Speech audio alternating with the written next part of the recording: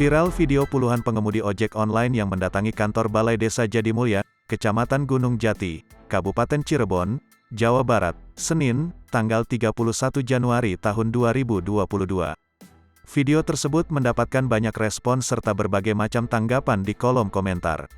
Salah satu akun yang mengunggah video tersebut adalah @lambeojol. Hingga pukul 15.54 waktu Indonesia Barat, video tersebut mendapatkan respon 21.316 dengan 339 tanggapan di kolom komentar. Jumlah tersebut dapat terus berubah tiap waktu. Dalam video tersebut, ojek online beramai-ramai mendatangi lokasi rumah pelanggan tersebut. Kedatangan mereka dijaga oleh kepolisian setempat. Mereka menyampaikan aspirasi terkait rekan seprofesi pengemudi ojek online yang mendapatkan kalimat kasar dari pelanggan.